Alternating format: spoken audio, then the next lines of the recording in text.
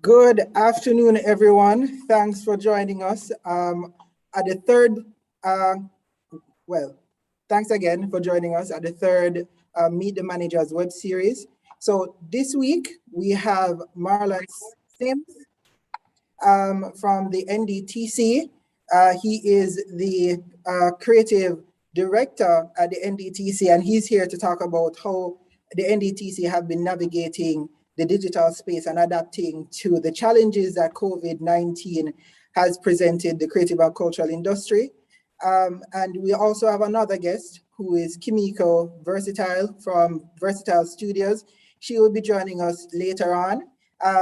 As you can see, we have Renee Kitson, who is here as another host. Unfortunately, Carrie Chen, who was one of our co-hosts, won't be able to make it today, but nevertheless, we have Renee Kitson here, who is going to be supporting the discussion. And like I said, Kimiko Versatile will be here shortly.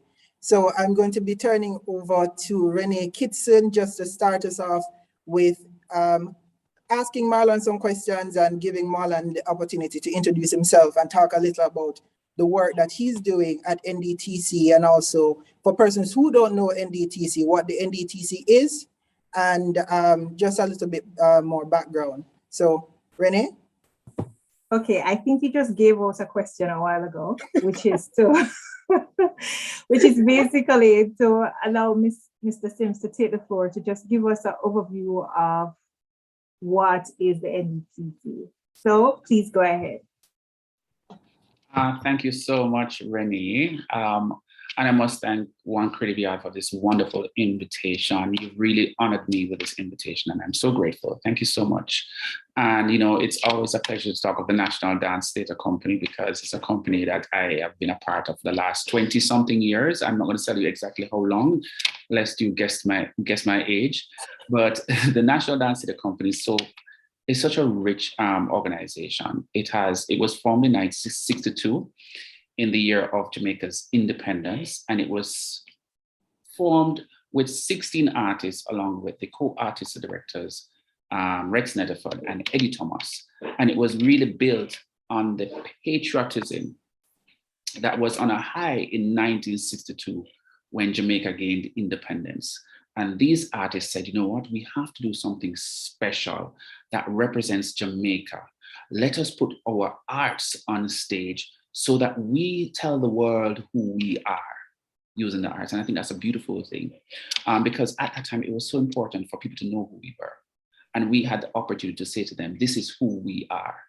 And so all of these artists came together on a voluntary basis. Can you imagine artists dedicating their time, energy, love, dedication to the arts and to the NDTC to work on a craft and work on a system of training that will be identifiably Jamaican when that training is created into a work or body of work placed on the main stage.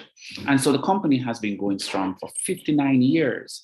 I believe there are 4 generations. The generations have been split up in terms of how Professor Netherford had named them. He was the artist director for 48 years.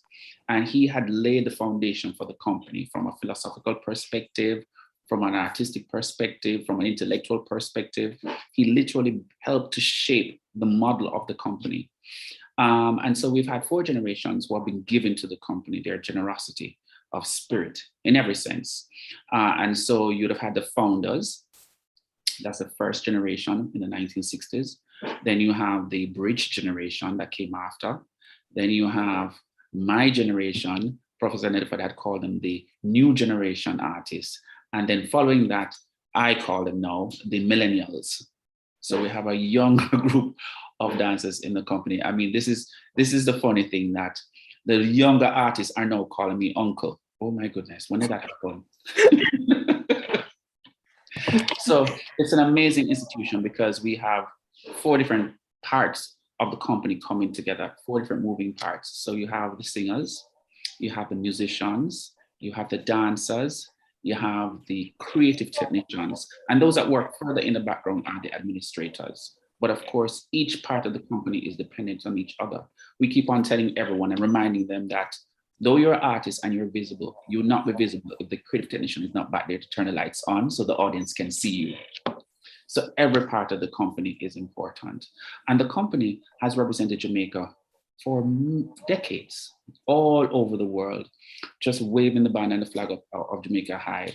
And they've pretty much been everywhere. The region, the Caribbean, South America, Russia, the USSR at the time when it existed, the North America, Canada, England, quite a number of places. And I've had the pleasure of traveling with the company, of seeing how the company electrifies audiences all over the world, wherever the companies go.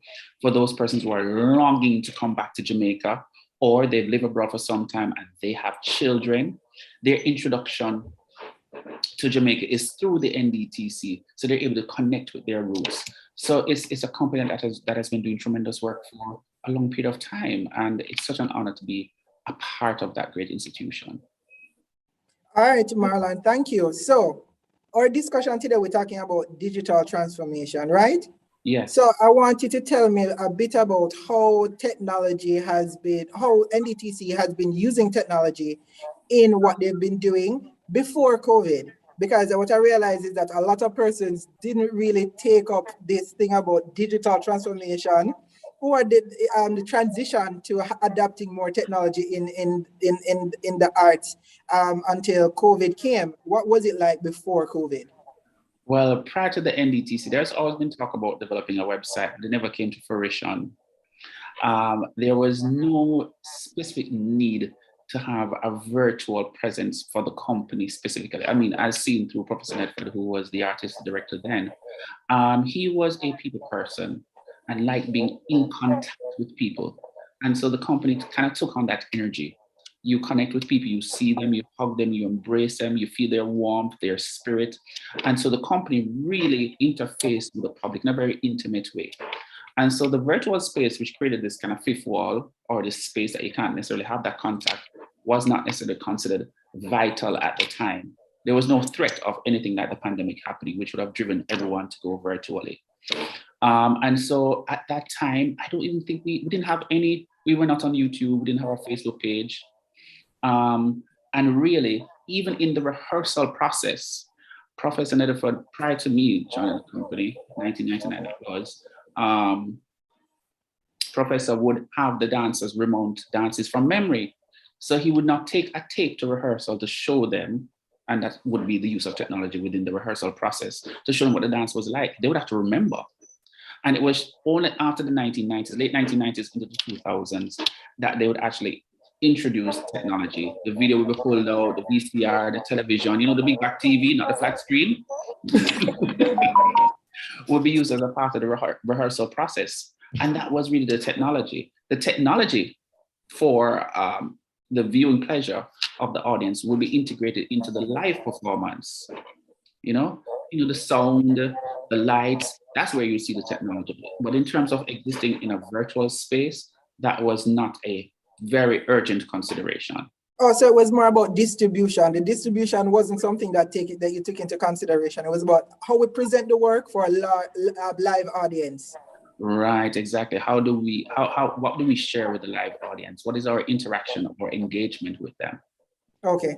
All right. So we see that we have Kimiko here. So I'm just gonna invite Kimiko just to share what was it like before COVID, and how did you included technology before COVID, and what opportunity presented Kimiko, your studio, as well as what were some of the challenges when it just started out, when COVID just came in, what were some of the challenges as it relates to reaching your audience? Because I know a lot of times you're touring and you're doing different classes. COVID kind of messed all of that for everybody. So what were some of your challenges and how you included technology in your operations?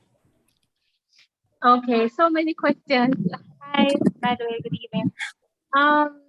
Before COVID though, I wasn't even so aware that we could use technology to do almost everything. Just by going to work and not actually have to leave in your house. I didn't really realize that that was possible until COVID.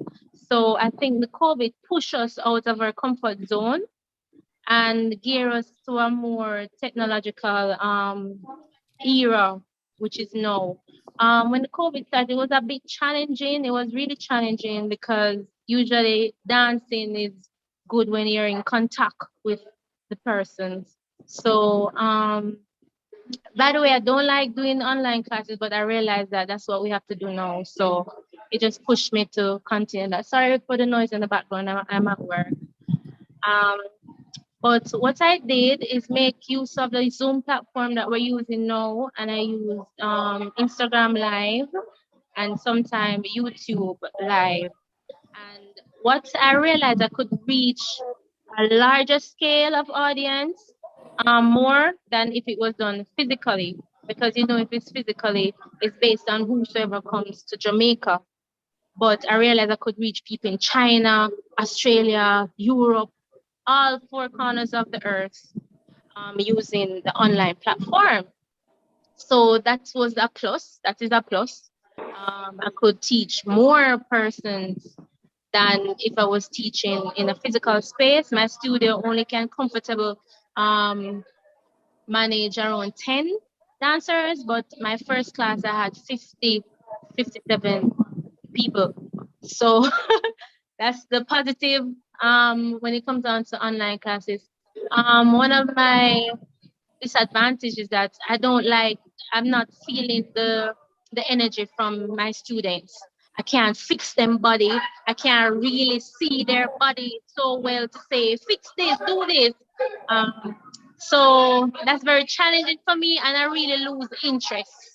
I'm not so engaged as if it was done physically, because you strive off a person's energy and the vibe. So I lost that. So I cut down on the amount of classes I now teach online. Really and truly, some persons ask if I could teach them private class, but I tell them I don't think I can manage afford my private class, because I'm not going to teach one person for $20. I'm sorry. It takes a lot out of me to teach one person over the phone and over the computer, and I can't fix them properly, and it's not the same. So I say I don't think you guys, because I would charge like 150 for that one person. Really and truly, persons can't afford to pay the 150 for one class. You understand? So what I do, I say, all right, if you can create a group, if you can get some more persons involved for me to teach them, I will teach them at a cost of 25 US per person. And that's how it works. So maybe every 3 months now I'm teaching class or 4. So I have a class coming Saturday, and it's 25 persons. And the last class that I taught was, to tell the truth, maybe in July. So I can see where I'm losing interest in teaching because it is online. I'm a person, I'm more physical. I love person being in the physical space because I strive off the energy. But when it comes down to numbers, I can reach a mass amount of persons all over the place in using the online platform. So that's the advantage I get. Another disadvantage for me, my studio is not doing so well because my clients are mostly the foreigners that come to Jamaica. Jamaicans don't do dance classes, by the way, especially if it's dancehall. Jamaicans don't do dance class because we think that we have it naturally. We don't need to do dance class, stuff like that. I was doing dance fitness, and it was good, but persons weren't showing up all the time. So it wasn't consistent. So that is a thing. So when persons in Jamaica ask me, do you teach locals? I say, yes, but it has to be a group of 3 or more. Get 2 of your friends to come, right? Because I can't charge them international rates. I have to charge them local rates. And it wouldn't make sense if I had one person. So in this case, my student is not doing well because persons not traveling to Jamaica as much as before, and I'm harder doing online classes. If I do the online classes, I gear it towards the studio, but the online classes are not as much. You have a lot of persons doing online classes now, so it's because of those situations and the situation with the pandemic. Persons probably not working as much as before, not working at all.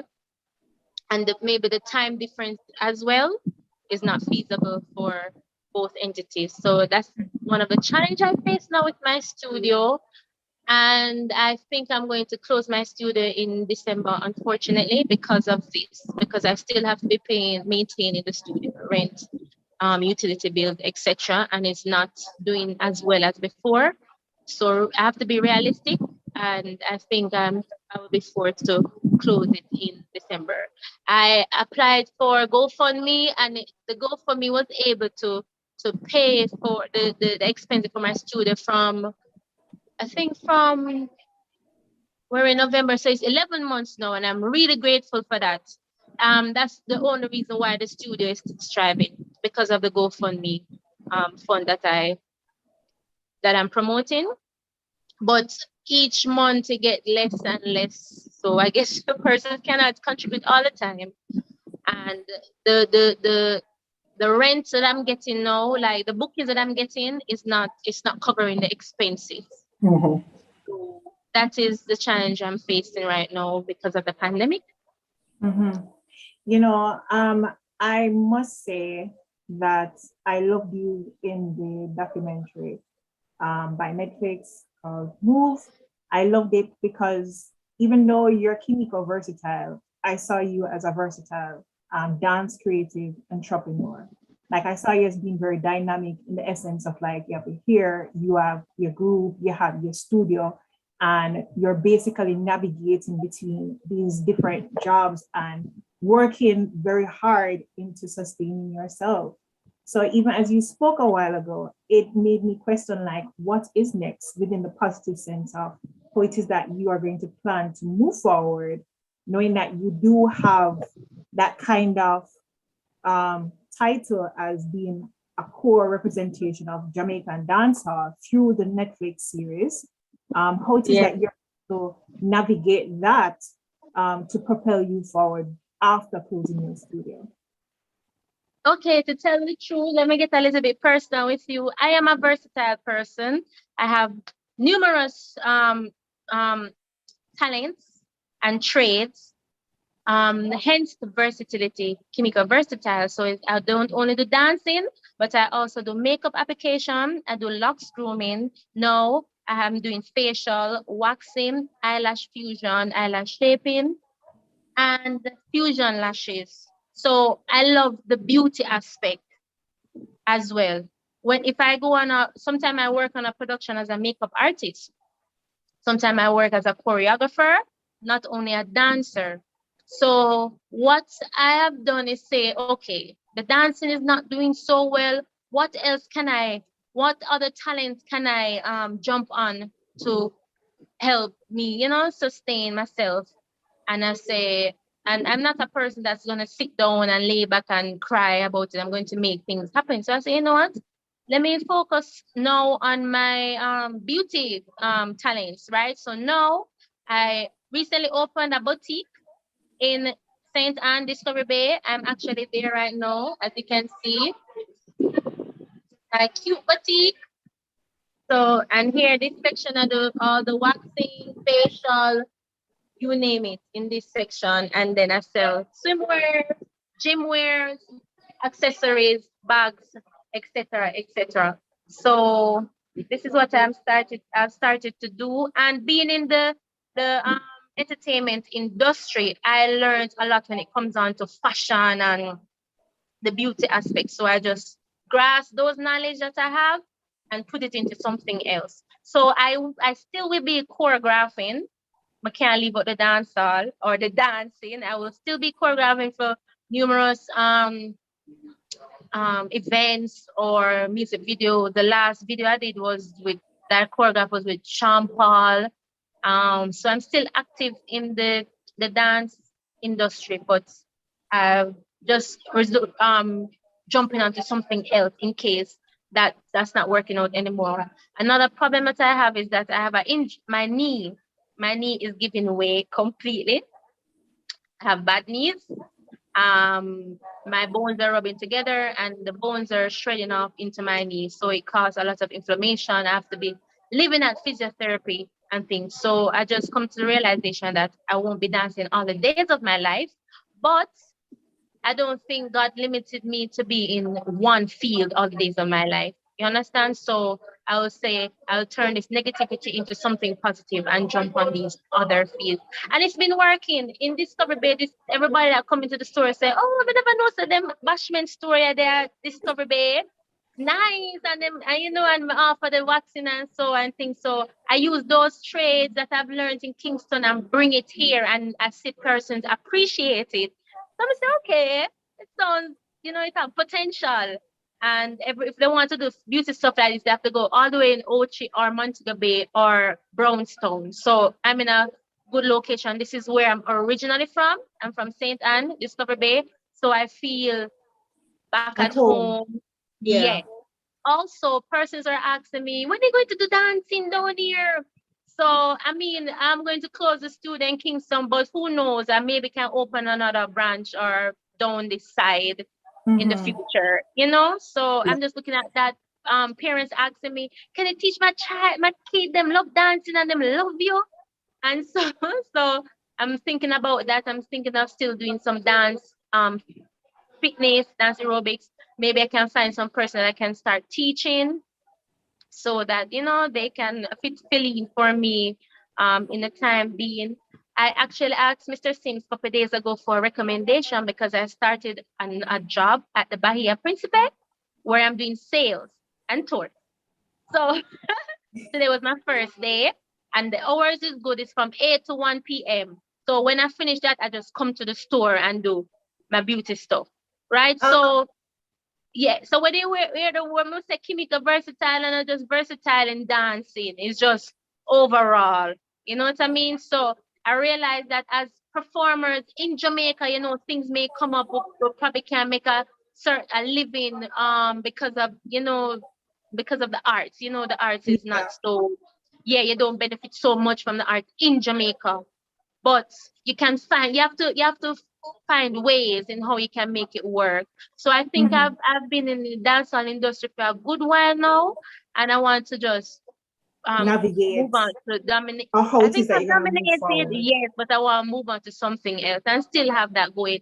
There's also the Dancehall Association that we have started. Maria Hitchens a part of it, myself, Latonia Style, Stacey Afai. We have over 72 members.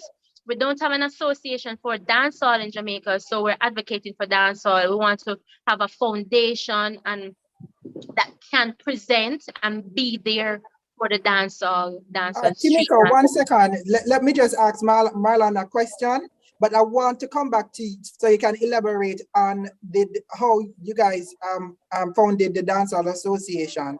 So let me Okay. just ask Marlon a question. Marlon, so seeing that, I mean, I know about the work that the NDTC has been doing before COVID. What were some of the lessons or learned while trying to navigate adapting to the change? I mean, Kimiko mentioned some of the challenges that I think are universal for dancers and dance companies, but what were some of the specific ones that the NDTC had to navigate? You have to unmute your mic for a You're bit. muted, sorry. Thank you so much for the reminder, Renee. it's so inspiring to hear of what Kimiko is doing. She has always been like this ever since she was a student, very creative, and she's a problem solver. So it's so good to hear what is happening with you, Kimiko. Congratulations on all that you are creating. You're versatile for true. All right. As regards the NDTC, I mentioned before that we didn't have an online presence. The online presence for the NDTC really began when Professor Nedford had died. He died 11 years ago, and this was long before the pandemic. And recognized, oh my goodness, Professor has died. We have to really work hard now to present ourselves to the public in a different way, because he would be the face of the NDTC wherever he traveled, and he traveled extensively. And so wherever he went, the company would go with him in mind, body, and spirit, sometimes physically too.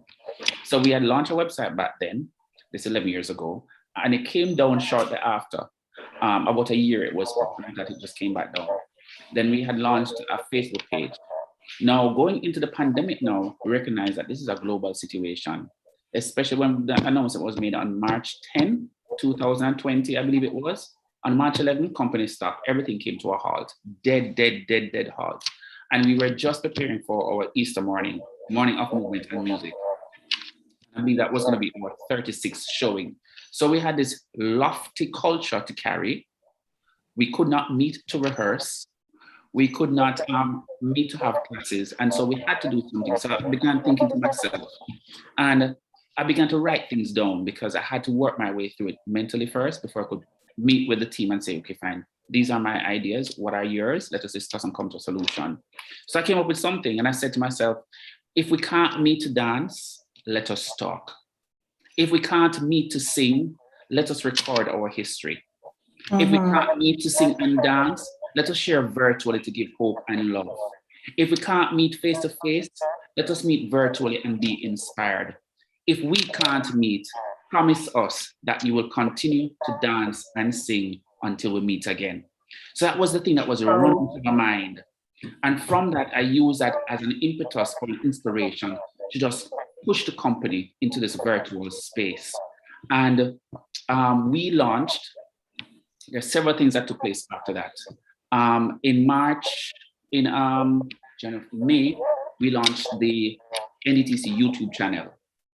On May 3, we started an NDTC chat live where we started to have company members talk to each other about various issues. We started to record the company's history. One of our prized conversations is a conversation with the founders of the School of Dance and the founding members, Barbara Rekwa and Bert Rose. And of course, Bert Rose died April 1 of 2021. So we're so happy to have had that conversation because it's an important part of our history.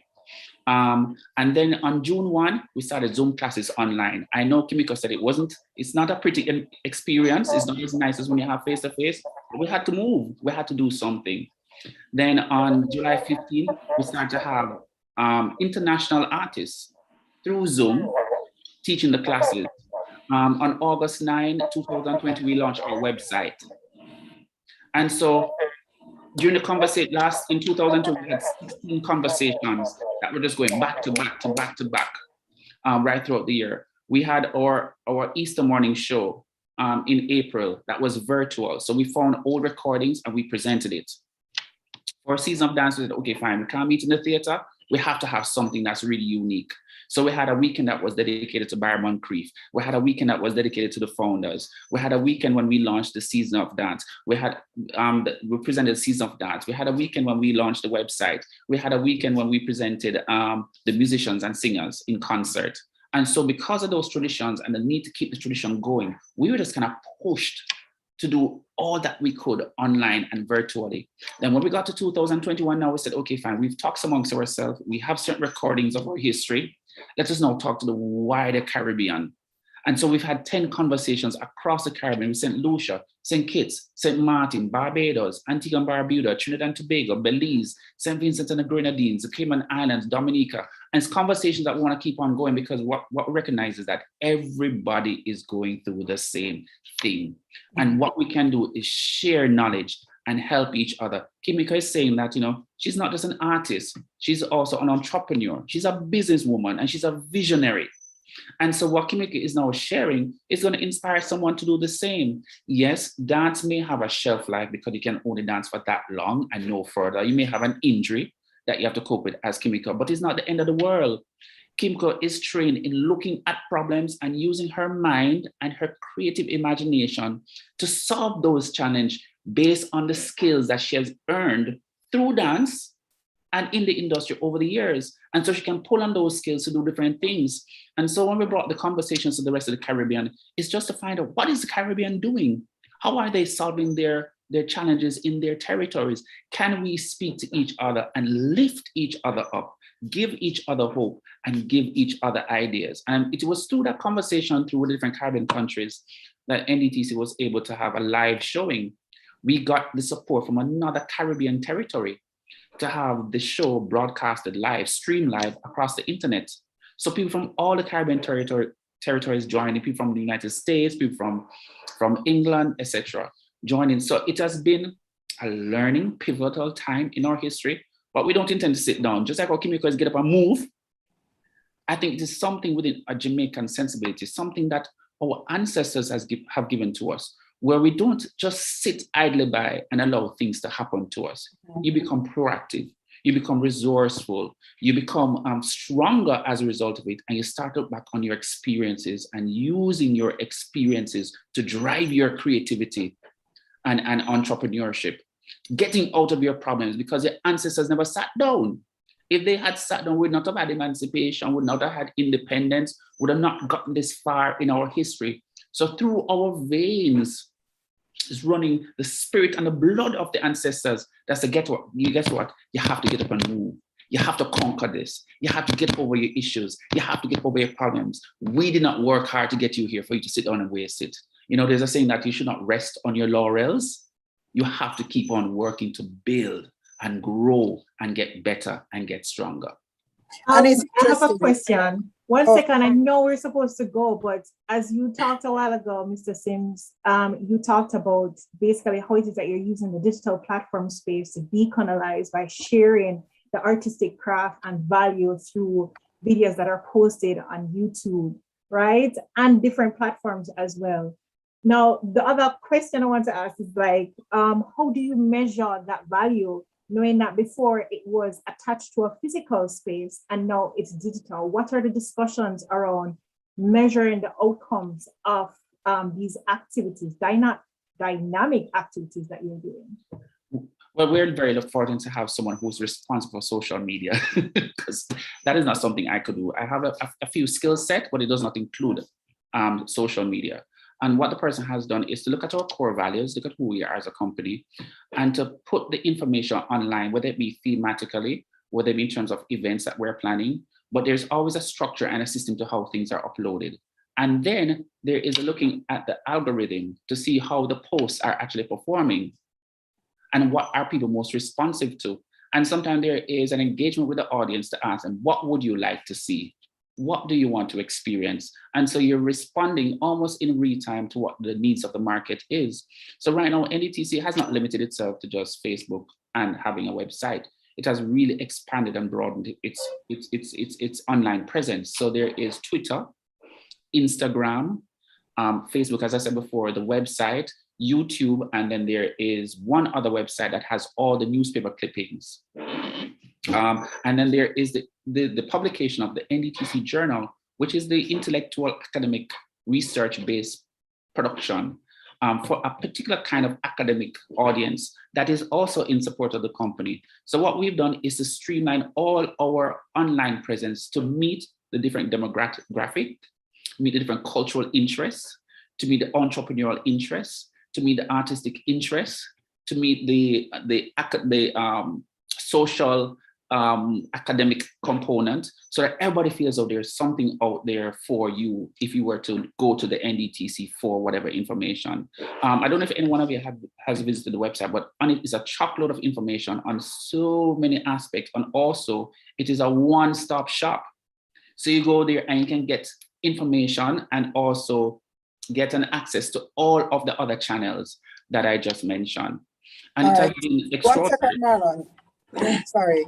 It's interesting, the conversation that we're having, especially from the different perspective. If we didn't mention earlier, NDTC is a NGO, which is a non-government organization, versus Kimiko, who is a limited liability, right, Kimiko? Limited liability? Our creative entrepreneur. A sole trader.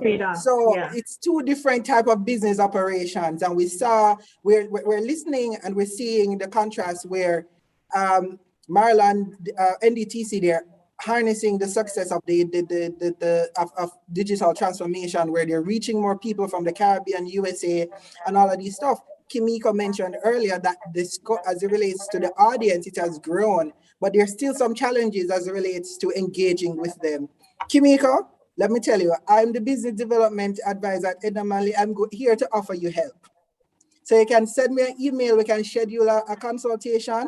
There's a lot of opportunities for entrepreneurs, but it's just that, especially creative entrepreneurs, we don't know about them.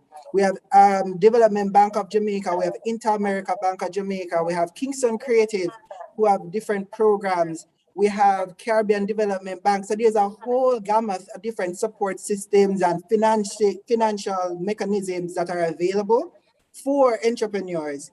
So listening to Kimiko talking, I feel the pain, because I know you've been doing your work. I know, because a couple of years ago, I think we were engaging you for a dance conference, and I know the work that you've been doing. So when you tell me, oh, you want to close, when you say you want to close the studio, it breaks my heart, my friend. It breaks my heart. Yes. So Yes. I am, what are you saying now? With olive branch, I'm stretching an olive branch. I'm offering myself and my service. So we can talk offline. I'll get your contacts, and I can share with you the different services and programs that are available for young entrepreneurs, that can allow you to, even if you close a studio, you can have recordings, rent in Edna studio and just record them, have your website, put them up so people just pay for your class, your overhead cut, Yes. compared to when you have Thank you. your studio. So there's a lot of different opportunities there. So like I said, I'll reach out to you offline. Okay. We can talk And about it. just Okay, one Melanie. question. All right, Yeah. go ahead, Mr. Sims, and then I'll Yeah. go with my question. All right. Sorry to interrupt. I was just saying that this is exactly what I'm saying about the virtual sharing. If we didn't have this kind of forum or have this online experience where we're all sharing information and talking to each other, that suggestion may not have reached from Kimle to Kimiko. I mean, is exactly what I'm talking about, which is why I'm thinking that, in some ways, the pandemic is a blessing. Otherwise, we would not have had an experience like this, where like minds and like interests would have come together to say, hey, guess what? You have not heard about that. Let me assist you with it. Oh, I never thought about it that way. Can I hear some more about it?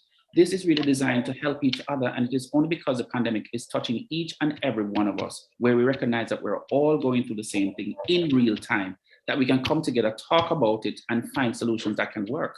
So this, in fact, is a blessing. So thank you, One Creative Yard, and thank you, Kimberly, for even suggesting reaching out to Kimiko. That's beautiful. So thank you for that, Mr. Sims and Kimiko. Before you were saying that there needs to be like a formulation of a dancehall society or organization, right?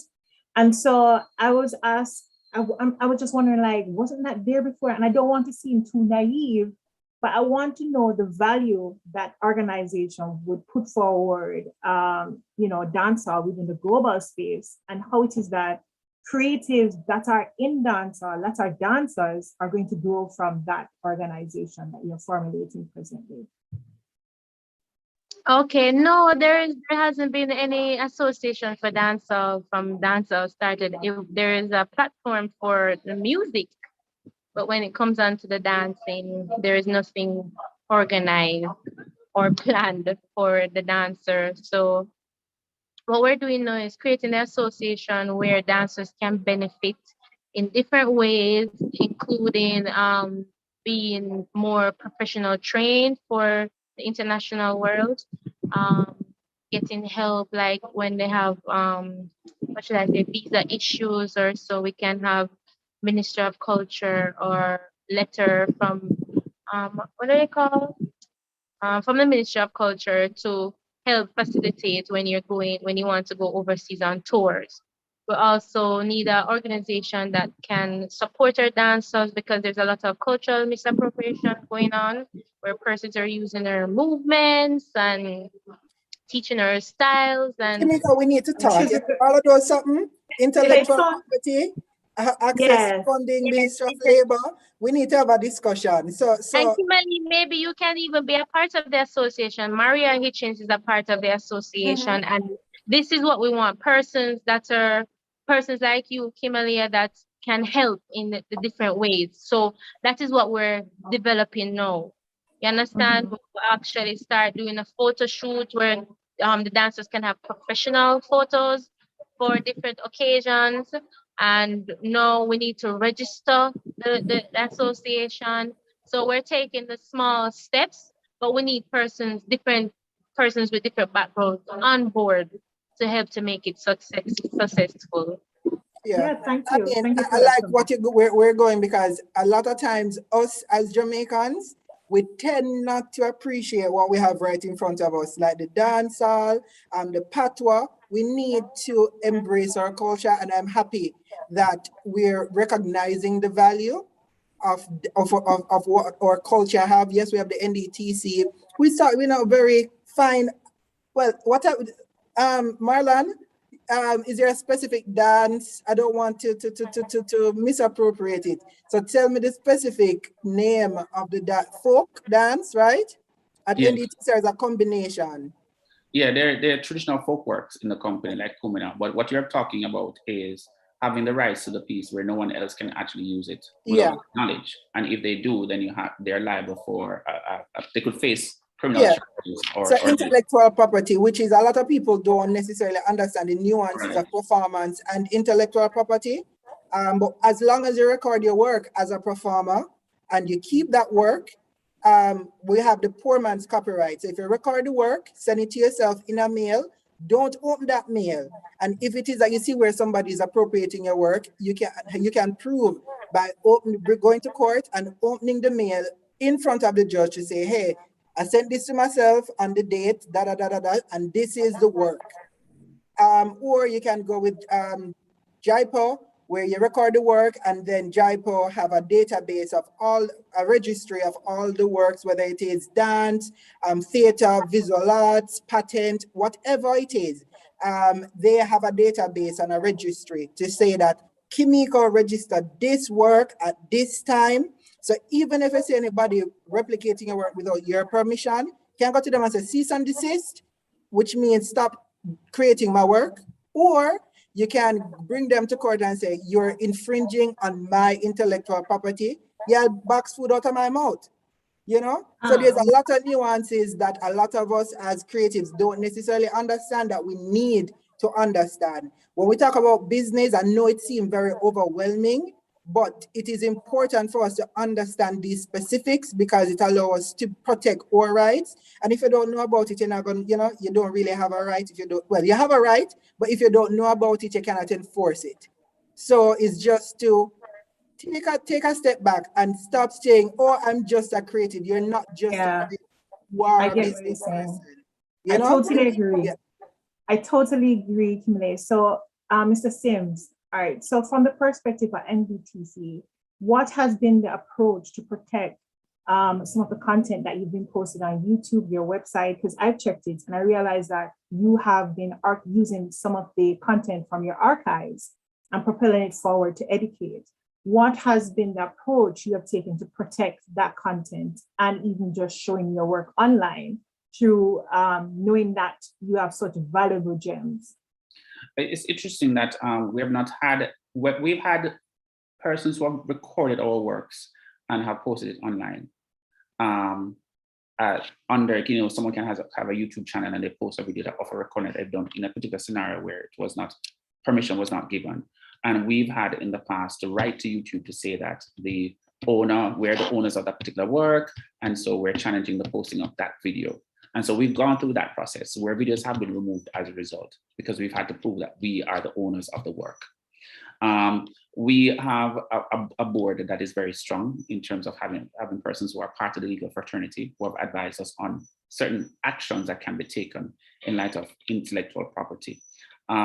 We've had experience and good experiences too, where persons have written to the company requesting permission for certain works to be shown, even though it is already in the public domain, as it's already on YouTube. If they're going to show it at an event, they actually write to us and say, we've noticed that you have X up on YouTube. We're requesting permission for X to be shown at a particular time.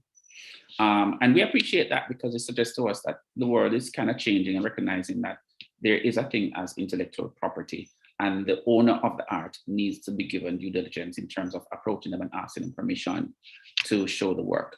Otherwise, it's very hard to keep track of what is being done without your knowledge, because the only way you can know what is being used is if you see it yourself in the public space, or if someone posts it online. And if they do post it online, I'm happy that YouTube, for instance, gives us the ability to challenge certain things that have been posted. And we've been taking advantage of that. Otherwise, if we do see something up that is not supposed to be up, that we did not get permission for, we're advised by our legal representation to say this is the action that can be taken. So we're very happy to have that kind of protection and advisement available to us so we can move forward with certain kinds of action. All right, so thank you, Kimiko. Thank you, Kimiko. You're about to leave. We're so grateful for just some of the content that you've shared, everything that you did, everything that you've been doing. You are a star. You are meant to have that name. Definitely versatile, and you're showing other creatives how it is that they can navigate their creativity into other realms and practices. Thank you. Much love and appreciation. Thank you so Thank much. you so much for having me. Respect. Mr. Sims, pick up yourself. Kimberly, we will definitely link after this. Thank you No so much for problem. having me. All Yeah. right. Thanks. All the Okay. best, Lisa. All the best. One last statement.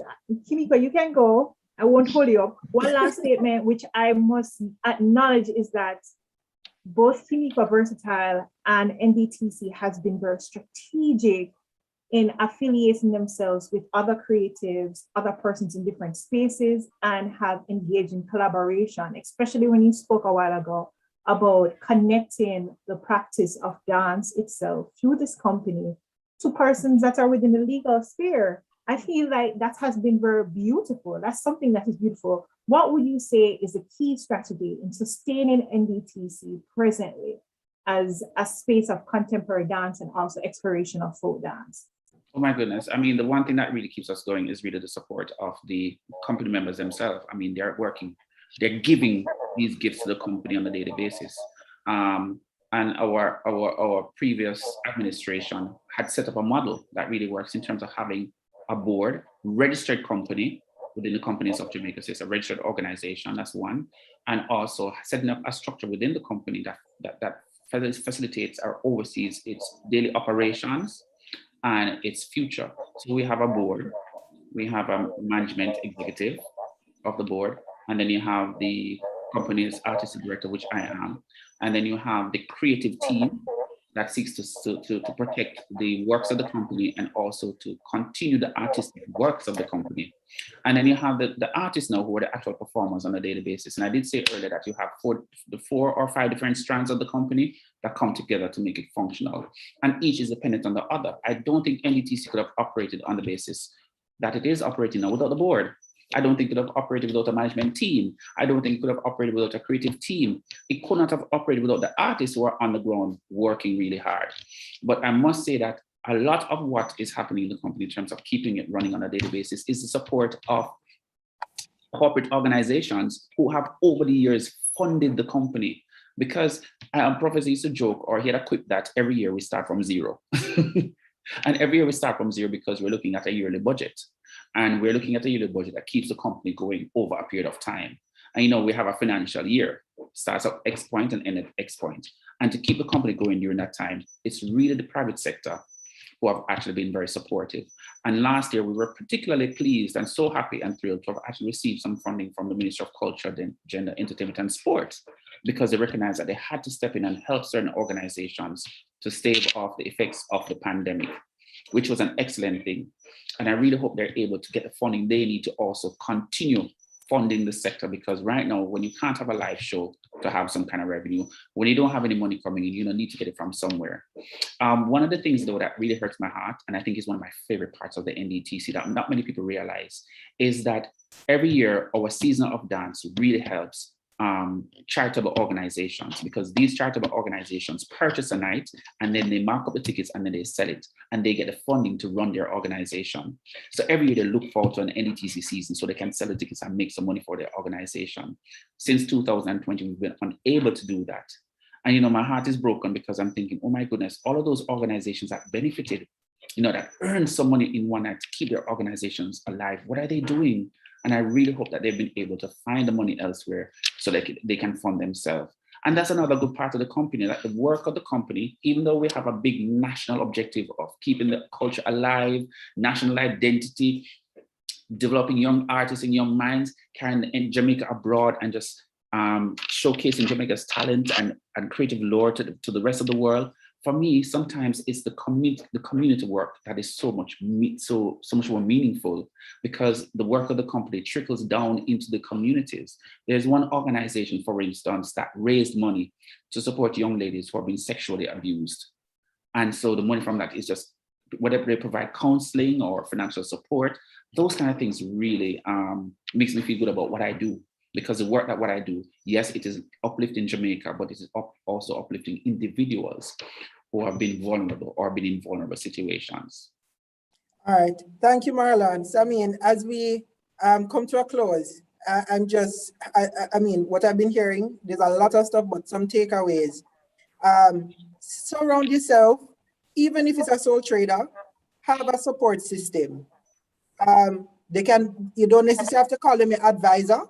They can literally just be your friends, but ensure that this support system that you have, that you surround yourself with, they're knowledgeable. You know, Absolutely. Marlon Absolutely.